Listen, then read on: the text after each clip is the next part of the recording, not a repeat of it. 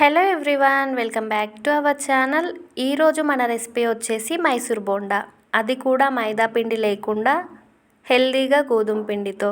ఈ ప్రాసెస్ని ఫాలో అయితే గోధుమ పిండి బోండాలు కూడా పర్ఫెక్ట్గా సేమ్ మైదా పిండితో చేసిన వాటిలాగానే వస్తాయి. టేస్ట్ కూడా చాలా బాగుంటుంది. పైన క్రిస్పీగా లోపల సాఫ్ట్గా కూడా ఉంటాయి. మరి రెసిపీ చూసే ముందు ఇంతవరకు ఛానల్ని సబ్స్క్రైబ్ చేసుకున్న సబ్స్క్రైబర్లందరికీ థ్యాంక్ యూ సో మచ్ అండి. అండ్ ఛానల్ని ఫస్ట్ టైం చూస్తున్న వాళ్ళు వీడియోస్ నచ్చితే లైక్ చేసి సబ్స్క్రైబ్ చేసుకోండి. ఈ గోధుమ పిండి బోండాలని చేయడానికి ముందుగా 1 కప్పు పెరుగుని తీసుకోవాలి. పెరుగు ఎక్కువ పుల్లగా కాకుండా మరీ తీయగా కాకుండా ఉండాలి.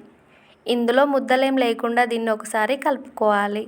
నెక్స్ట్ ఇందులోకి టేస్ట్కి సరిపడా salt, 1/2 teaspoon baking soda, 1/2 teaspoon వరకు జీలకర్ర, 1 పచ్చిమిర్చిని సన్నగా కట్ చేసి వేసుకోవాలి. చిన్న ఉల్లిపాయను కూడా ఇలా సన్నగా కట్ చేసి వేయాలి.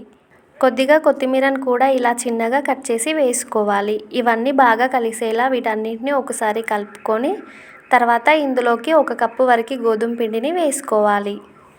మనం తీసుకున్న 1 కప్పు పెరుగుకి 1 కప్పు గోధుమ పిండి సరిపోతుంది.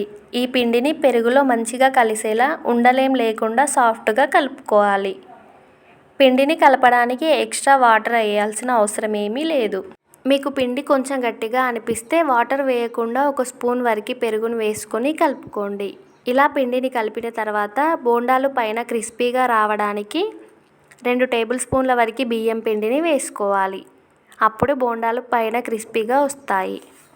ఈ పిండి మొత్తాన్ని చేత్తో మంచిగా కలుపుకోవాలి. మనం పిండిని ఎంత బాగా కలుపుతామో మనం చేసే బోండాలు కూడా అంతే బాగా వస్తాయి, సాఫ్ట్గా కూడా వస్తాయి.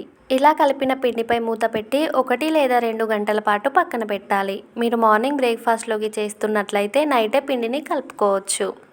అదే ఈవినింగ్ చేస్తున్నట్లయితే ఆఫ్టర్నూన్ కలిపితే బోండాలు చక్కగా వస్తాయి. 2 అవర్స్ తర్వాత పిండిని చూస్తే పిండి మంచిగా ఫర్మెంట్ అయ్యి బబుల్స్ కూడా ఫామ్ అవుతాయి. ఈ పిండిని ఒకసారి చేత్తో స్మూత్గా కలుపుకోవాలి. గట్టిగా ఎక్కువ సార్లు కలపకూడదు, పిండిలోని బబుల్స్ అన్నీ పోతాయి.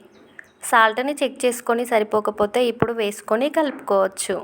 బోండాల్ని వేసేటప్పుడు ఇలా వాటర్లో చేతులు తడిపి కొద్దిగా పిండిని తీసుకొని వేసుకోవాలి. స్టవ్ పై కడాయి పెట్టి డీప్ ఫ్రైకి సరిపడా ఆయిల్ వేసి బాగా హీట్ అవ్వనివ్వాలి. ఈ బోండాల్ని కొంచెం లోతుగా ఉన్న కడాయిలో వేసుకోవాలి.